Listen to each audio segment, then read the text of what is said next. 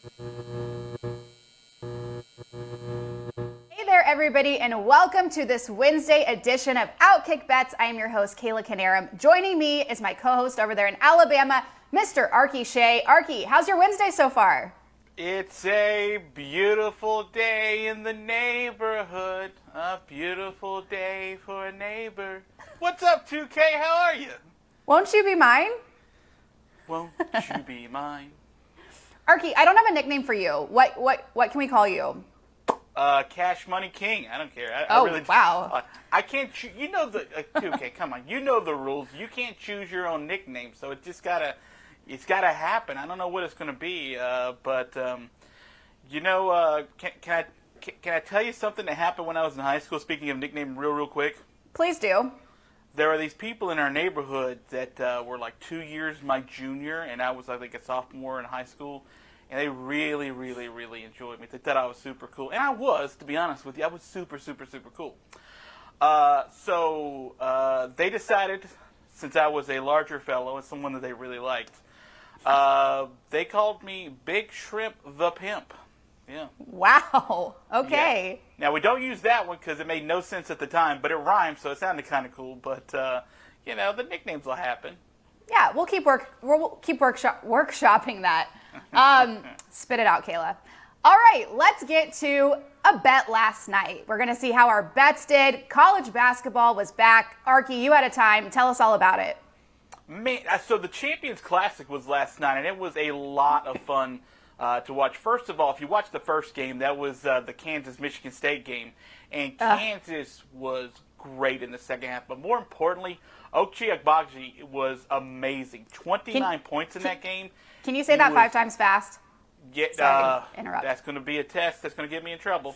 He was phenomenal. 29 points in the game. In fact, afterwards, he was asked by a reporter how close was he to staying in the NBA draft last summer, and he said very close. I mean, he's that good. He was really, really good. And like we said on the show, we liked Kansas yesterday because they had so much more experience and so much more talent coming back that we knew, and Michigan State was going to have to find themselves throughout the season. And then Duke, man, I had the Kentucky money line, so that sort of hurt for me a little bit.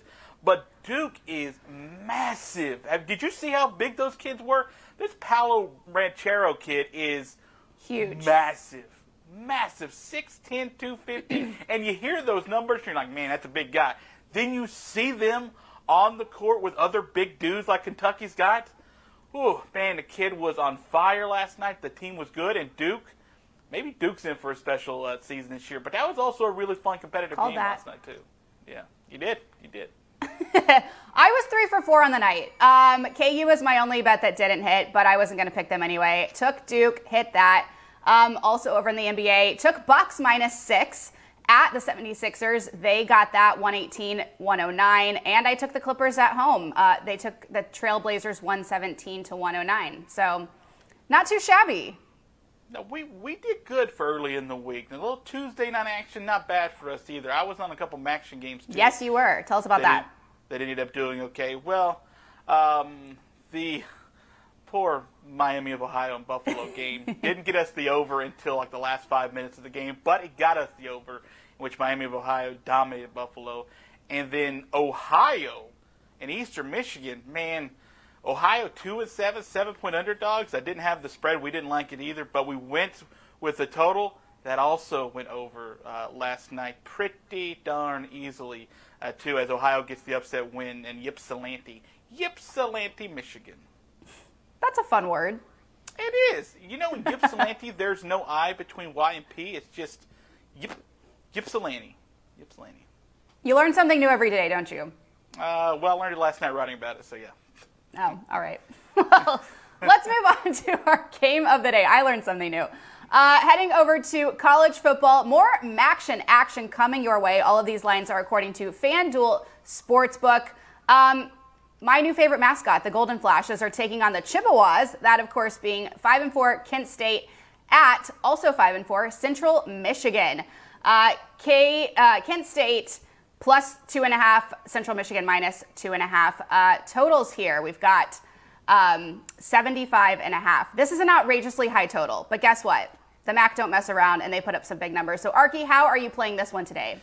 Well, last week in the MAC, 5-1 in your MAC games Tuesday and Wednesday on the over. Last night, 2-1, and I wouldn't be surprised if tonight we end up sweeping the overs. Now, normally when I see the highest total on the board, my automatic instinct is to bet the under, right? It's the thing I do. If it's 75 or above, bet the under if it's the highest total on the board. You're right. The MAC don't play around. The MAC is scoring a ton of points, and you may look at the overs and think Kent State only has 3 overs the entire season, but they've happened in 3 of their last 4 games.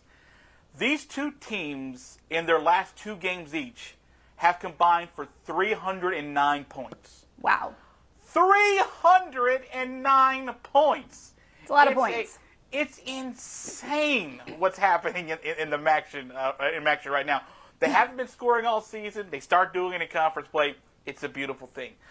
Kent State's a team that is 6th in the country and averaging 235 rushing yards a game. They went for 359 last week. Now, Kent State gave up 522 yards passing last week. Guess who's coming into the game at the top 20 passing offense? That's Jim McElwain's Central Michigan Chippewas. I'd hate going over 77 and 78 and 79 points. But this may be a 90-point game. Like, this game has a chance where it just won't quit until you run out of time on the clock. It feels fun to go on the over because I get to root for all the points. But, Kayla, let's go with the over. Let's have some fun tonight. Let's root some more MACtion points. Feeling dangerous again on a Wednesday. Yeah. Yeah. Love that about you. Yes, Kent State, as you said, combined for 99, losing my voice again, 99 last week, and Central Michigan hit 72, so it's not the craziest total here. And don't forget, these teams are 2 of the fastest in college football. Not only that, but there is a lot on the line. Kent State is hanging on to their number 1 spot in the East. Meanwhile, Central Michigan fighting for the top spot in the West and currently ranked 3rd. A few trends to note here for this one. The Chippewas are 4-5 against the spread so far this year. Central Michigan has covered the spread just once this season. They are 1-3 against the spread when playing at least the 2-point favorites. On the flip side of that, the Golden Flashes have compiled a 4-5 record against the spread this year and have not covered the spread when they are an underdog by 2 points or more this season. So, does that help us with this game? Well, not really, but I'm going to ride with the Golden Flashes again. I just feel it in my gut. So give me Kent State plus 2.5, Arky. I'm also staying away from the total because only one of Central Michigan's totals have gone over 75.5 this season, and just 3 out of 9 for Kent State. And that is just a crazy number, and it scares me. So I'm going to stay away from that one. Yeah, but again, those Kent State Flashes, there are only 3 totals that have gone over. 3 of the last 4. I mean, it's pretty elite what's happening right now with Kent State, and it doesn't make any sense. And I'm sort of with you on the spread too. Although I'm just not going to play that tonight. I'm just going to root for points. I want to root for one thing when it comes to MACtion, and it's points. So do not take me off of my list of things I love the most, and that's MACtion points. So points, points, points. Let's rock them up, peeps. If history's taught us anything, you're headed in the right direction. Look at you. You know the recent history. I'm doing it. I'm doing it good then.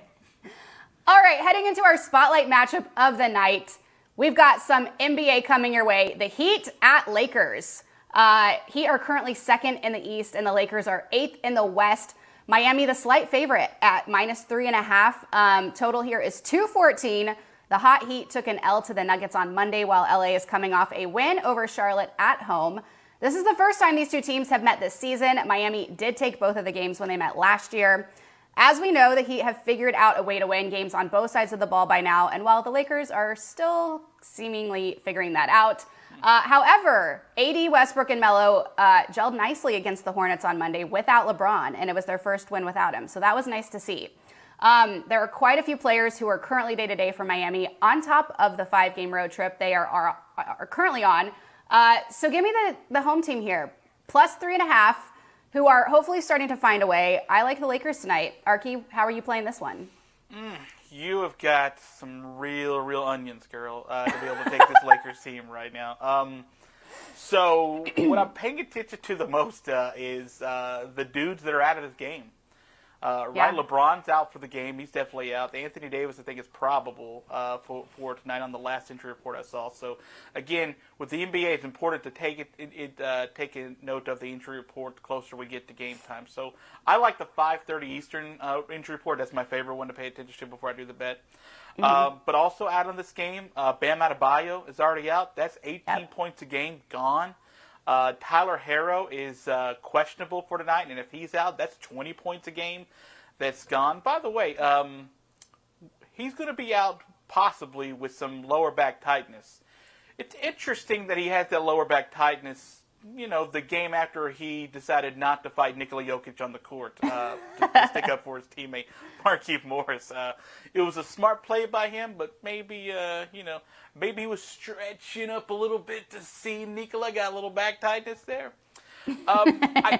I kind of like this total, though. Like, I kind of like it if Tyler Herro especially is playing, because he has had a great bounce-back season so far for the Heat. And again, if he is playing, this is my caveat for this game. Yep. If he is playing, I'll take the over 213 tonight. I will take a risk on that because Miami's got a really good offense. The Lakers have not a really good defense. And I like Miami to bounce back after that sort of embarrassing effort against Denver a couple of nights ago. So if Tyler Herro is playing, and it's a weird caveat to give for that guy to be playing, but if he's playing, I think I like them to go on a little bit of a run there and go over the 213.5. I have no idea who's going to win this game because Rajon Rondo, I think, is doubtful for this game too. So I have no idea who's going to win, but I do think there's a shot if Tyler Herro is playing that they go over the 213 tonight. Okay, that's fair. I like it. Not going to argue with you there. Yeah, if Tyler Herro is the kind of guy you don't want to root for, but you just want to pay attention to that he's in the game, right? You don't necessarily want him to do well. You just want to know he's around so he can help you with like a total, because that's about all he's going to give you is a total. Well, I am hoping the Lakers do well, obviously, since I'm taking them tonight. We shall see what happens. I don't think it's impossible, but the Lakers have been very up and down, too. The Lakers are a tough team to sort of figure out early, but again... Don't I know it? Health is their issue. They haven't had Trevor Ariza, haven't had Kendrick Nunn. I mean, two guys who've been out with injury recovery time that they're dealing with. Like, this isn't a complete team yet, so trying to figure out what this Lakers team is going to be long-term is impossible now. Short-term, it's even harder, I think. Couldn't agree with you more. And that is going to bring us to our next segment, which is a new one around here that we're very excited about. It is called Bet the Culture. This is where pop culture meets betting, so we're going to have a little fun with it these next few minutes. Arky, here is our scenario. Are you ready? Hit me. It was announced yesterday. Well, as we know, Kim Kardashian has been spending some time with Pete Davidson, and yesterday they came out saying that they are officially dating, but it's low key. And well, I just have so many questions about all of this, starting with why. Are the Kardashians okay as a whole? I don't get these ladies. I really don't. And also, how is Pete Davidson getting all these beautiful women? No offense to him, but I don't get it. Actually, he is tall and funny, so ladies, raise your hand if you've been there before. Okay, he's got that going for him. For reference, Arky, here are some of Pete's notable exes. We've got Cassie David, who is Larry David's daughter. Ariana Grande, they even took it a step further and were briefly engaged. We've got Kate Beckinsale, which this one was truly a head scratcher for me. They are 20 years apart, and, well, Kate is stunning. You've also got Kaya Gerber, who is Randy Gerber and Cindy Crawford's daughter. That just was as recent as a few months ago. I feel like they were dating over the summer. You also have Phoebe Dynevor from Bridgerton. Side note, don't watch that show with your mom like I did. And that leads us to Kimmy K. I can only assume this budding romance started when she hosted SNL a few months back. It's also important to mention that Kim and Kanye are still legally married. Kanye came out this week saying that he wants his family to stay together and that he hasn't signed the divorce papers yet, implying that he wants to work things out, which is interesting timing because he was most recently linked to Bradley Cooper's ex. So I have no idea what these two are doing. I don't know what's going on. I don't understand any of it. And honestly, it makes me a little upset. So Arky, the million-dollar question, how long will Kim and Pete officially be dating? Is this just for show? What is happening? And put some lines on this thing for us. Well, so I'm a professional handicapper of Yes, games, you are. Right? I have to give you the spreads, and I take my job very seriously, okay? Very seriously. So when you came to me with this problem, I said, I will do the due diligence, and I will help you. As you see here, this is not a graphic that we have, but I can show you that I have been taking many notes on both of their relationships. I spent hours working on these two timeline because, again, you have to know the numbers. You have to know the history because you can't just throw out a number. That's irresponsible, Kayla. It is, That's yes. irresponsible. So what I did was I broke down all the timelines, all the dates, all the reasons why things broke up, and I put them in like a little bit of a flow chart, a little bit of the mind of a madman, as the graphic may show you. Here, as you can see, these are some of the reasons why some of these things may or may not work out. Now, I put the spread at 8.5 months. So I want you to think about that because I've got to get your bet on that. 8.5 months. But, I mean, I'm looking at things here. I have no idea about these two people, okay? I knew that there was a home movie that was made. I knew Yeezy was out there wearing, like, silk stockings on his head at some point, and they were married. I knew Ariana Grande was a thing. She made a song, I think, about breaking up with this kid. PDD, that is. But, like, I was trying to figure out all the timelines. Because look, Nick Lachey is in this scenario for a date. Nick Cannon is in this scenario for a date. I had to figure out the Bridgerton conversion rating for Pete Davidson.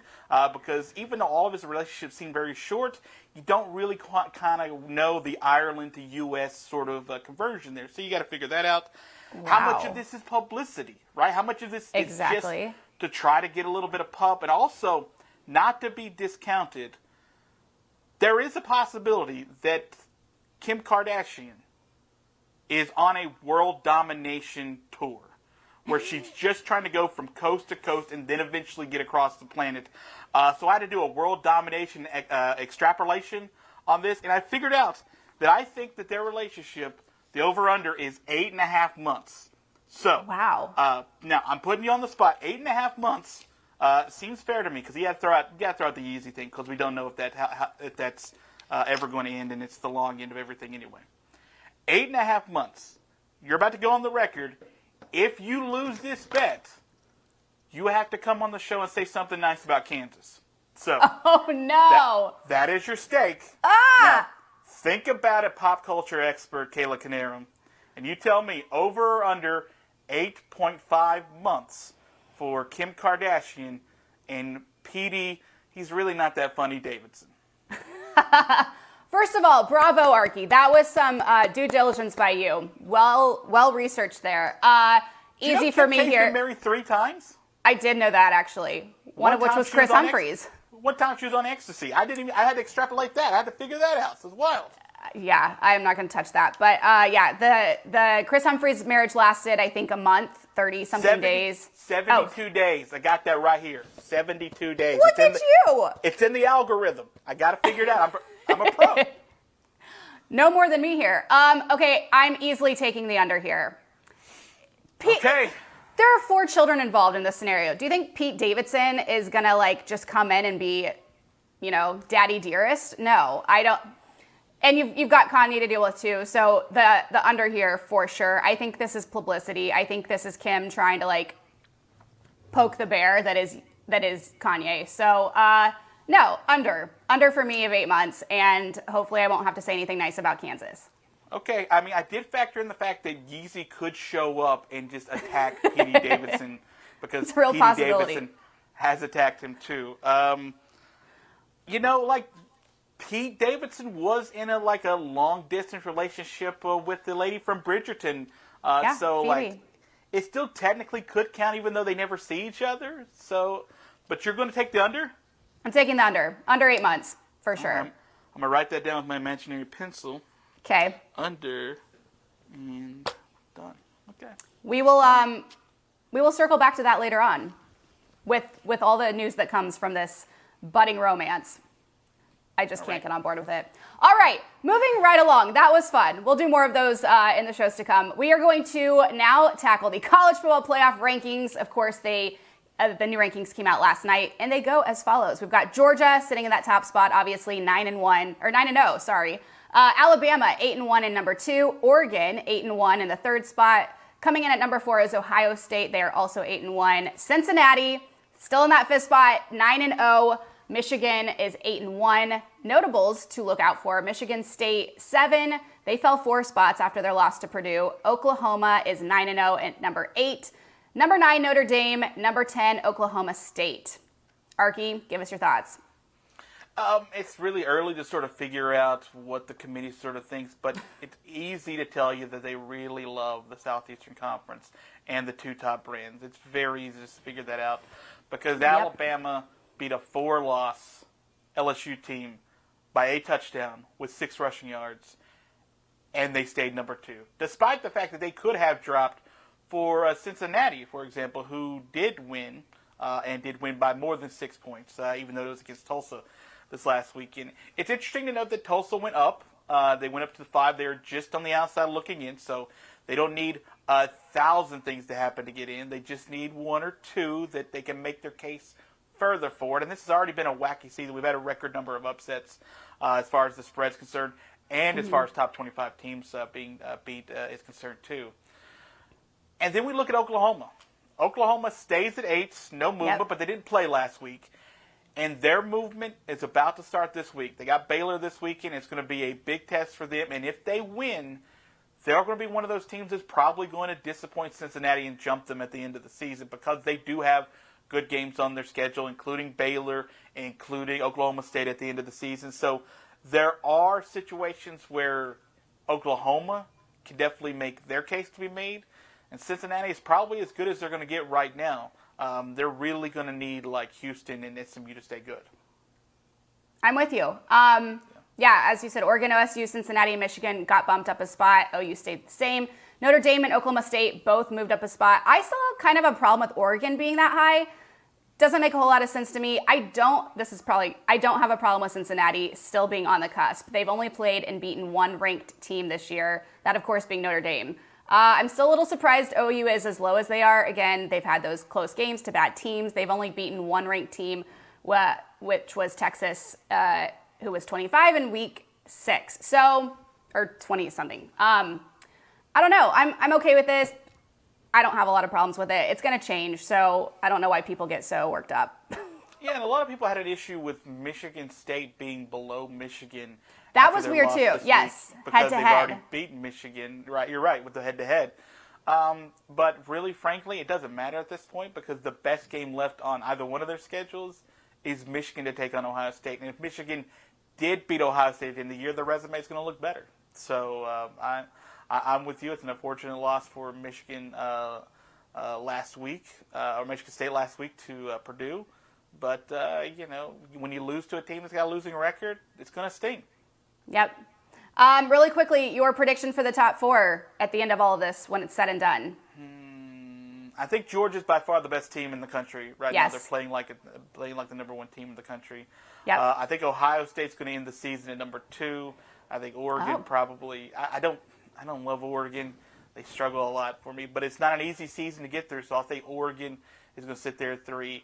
And then I'm going to say Cincinnati 4 because I think I want enough stuff to happen to get Cincinnati in at number 4, and we get a Cincinnati-Georgia Peach Bowl rematch this season. No Bama love for you, huh? I think Alabama's already got the loss. They do have a good chance they might lose to Auburn. They've struggled this season, has Alabama. And I think Georgia beats Alabama if Alabama gets the SEC title game. So, all right. We'll see if that comes to fruition. Moving on to our quick hitters of the day. Arky, where are you starting out with your quick hitter? I'm going Mac. No, not Maction. Kind of Mac though. Buffalo takes on Michigan this afternoon, and I'm excited about this game because this game opened I think at 19.5 in favor of Michigan, and at one point last night it was at 13.5 before FanDuel took it off the board again. It's coming very much back in favor of the Buffalo Bulls, and that's for good reason. The Buffalo Bulls have 2 all-conference players, including Jonathan Williams, who averaged nearly 18 points per game, and Josh Mballa, who tested the waters for the NBA last season, decided to come back this year. And Buffalo's going to be a real good team. They're projected 12 seed right now. when it comes to the NCAA tournament. And feel what you want about projections. People think Buffalo's going to be good in the MAC, and I'm one of those teams. I'm one of those guys that thinks they'll be a good team in the MAC. Michigan is loaded, but they did start slow last season. It's going to be interesting to see if they start slow this season. But I think that they know how good Buffalo's going to be. And they got Hunter Dickinson, and they've got a kid who just started to explode last season against Penn State and looked good the rest of the year. The fact that this number's come so much back in favor of us at 13.5, 14.5, depending on where you can get it after you hear this, is good for us. I think Michigan blows them out of the water early. I think Michigan is ready to start this season prepared. I think Michigan is by far the better team, and I think they actually play like it today. It'll probably be close for a while, but much like South Florida yesterday ended up covering the 20.5 at the very, very end, that may be what it is. But I do think the fact that we've gotten 4 or 5 points in the last 16 hours is a great sign for us. So let's take Michigan. If you can get them 13.5, 14.5 or so right now, let's take the Michigan Wolverines. But that's going to be a really good game. That's going to be a really good test for both of them to start the year. Absolutely. I am heading over to the NBA in what looks like the battle of the bad, but you'll understand why. Oklahoma City at the Pelicans. Pelicans, the 4.5 favorite with a total of 209.5. Arky, any guesses on who I'm going to pick here? Oh, well, you're a huge Pelicans fan, so I'm thinking the Pelicans. No. The Thunder are 3-6, 1-4 on the road. Surprisingly, that road one came against the Lakers, which I secretly loved. And the Pelicans are, well, they're 1-10 and have yet to win a home game. Most would look at this as a sad matchup, but I see it as a way for the Thunder to shine. New Orleans will remain without Zion, Brandon Ingram, and Herbert Jones. Brandon Ingram and Herbert Jones are listed day to day. Thunder, meanwhile, are playing at full strength.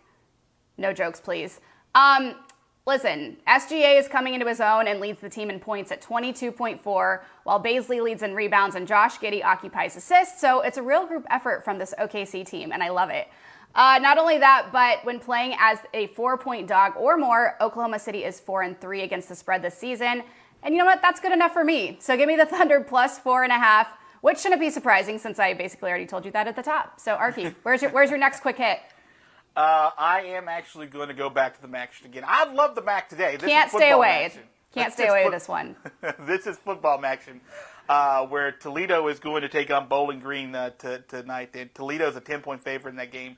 The total is down to 49.5 the last time I saw, and it may get even a little lower because Toledo doesn't score a lot, and that makes all the sense in the world to take advantage of that. And you look at Bowling Green's defense, the reason they've won a few games this season, and people thought they would win 0 games this season, is because they've been a pretty solid defense when they've had to be.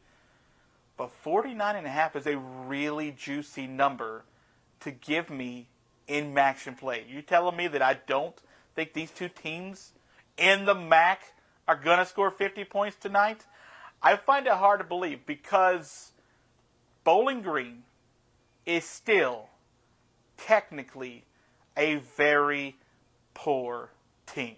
And they should have the ball run on them a ton tonight by Toledo. Toledo's a pretty good passing offense for what the Rockets have been this season. They're both competent enough to be able to score, which is why I'm picking this game to go over. If this number was in the high 50s or something, I might think under. But I think we're getting over 50 points tonight combined. Plus, it's MACtion. You don't take the unders anymore in MACtion. We are learning this. And the fact that we've gotten a few points back, much like the basketball game, we're getting points back on this, is a huge reason to take the over tonight. So I am using all my MACtion knowledge for more points. More points, Kayla. Let's do it. I love it. More. I love it. Speaking of more, I'm getting more NBA with my second pick.